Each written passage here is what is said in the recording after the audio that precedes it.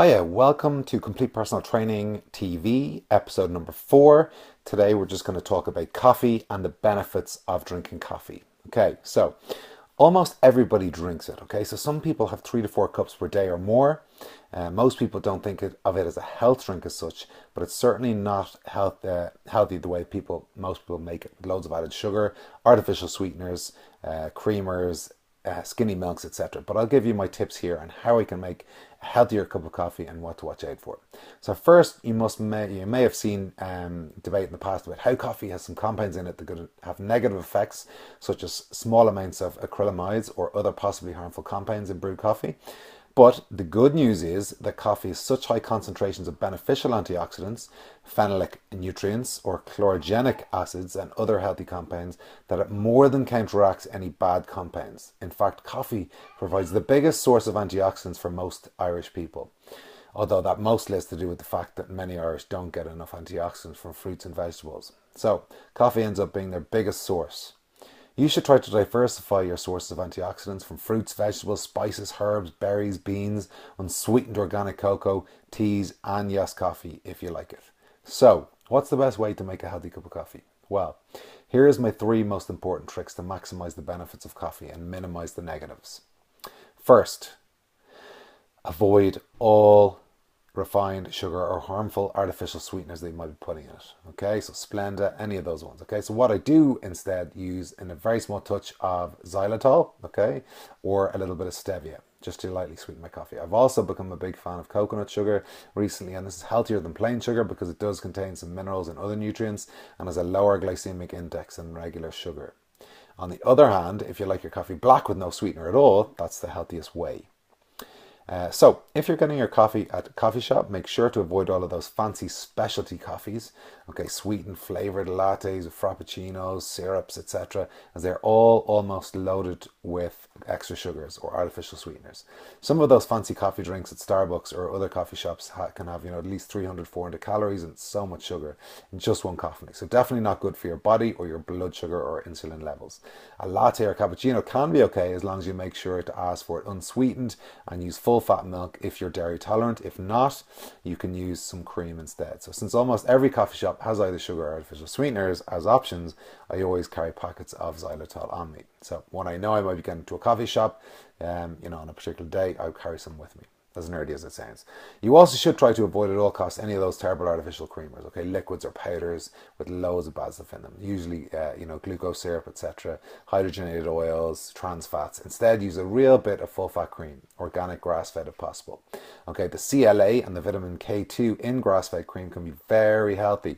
The brand I use is just your general sort of organic creams you can get in the supermarket, so they're absolutely fine. Okay, so if I can't get grass-fed cream, what I've also been using for a while now is coconut cream. Okay, so one of the healthiest creamer alternatives.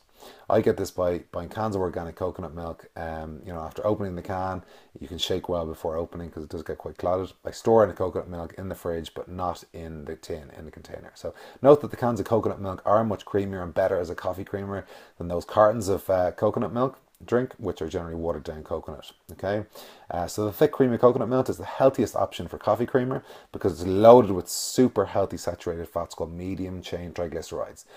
These are known to boost your immune system and your metabolism. Plus, coconut milk and coffee is it's plain delicious, but it also gives you loads and loads of energy. It's the best healthy creamer option by far, aside from just using real grass-fed dairy cream. So when people visit my house and we take a pot of coffee or use a coffee machine, many times I'll have them try the coconut cream in their coffee, and almost everyone always comments how much they love it. Okay, so number 3, if you want to load your coffee up with more healthy antioxidants and good taste, consider trying some added cinnamon to your coffee. So cinnamon's great not only for taste, but can help control blood sugar levels and has many other health benefits. It's also really tasty in your coffee. Okay, so I also occasionally like to add a teaspoon of organic cocoa powder or cacao, non-sweetened of course, to my coffee to make my own sort of mocha, but without the loads of sugar in a typical mocha. So you get in a coffee shop either. So just use a little stevia to sweeten or xylitol. The added cocoa powder also gives you great taste and a good dose of extra healthy antioxidants. And cocoa is also known for helping to lower blood sugar. I personally only drink 1 cup, maybe 2 cups of coffee per day, because I don't want to overdose on caffeine. I don't want to get addicted to caffeine like some people are. Also, excessive amounts of caffeine can cause adrenal fatigue over the time. And some people, I usually even mix my beans at half regular, half caffeinated, per cup, just to reduce that caffeine. So I see people that drink 3 to 4 cups per day at least, and get massive headache if they don't have their daily coffee due to caffeine withdrawal. I choose to avoid this addiction by only drinking 1 cup per day, maybe 2 max. I drink various teas like green tea, oolong, black and white teas, tulsi tea, and if you want to try and avoid caffeine completely, use rooibos or other herbal teas. Which have no caffeine at all. But despite the caffeine content, there's loads and loads of data that show that high antioxidant levels and health benefits to coffee. So lastly, it's extremely important to choose organic coffee beans, as conventional coffee is one of the most heavily treated crops with pesticides, fungicides and herbicides. Remember that one of the many health risks with these chemicals is that some pesticides can act as a xenoestrogen in your body, disrupting hormone balance for both men and women.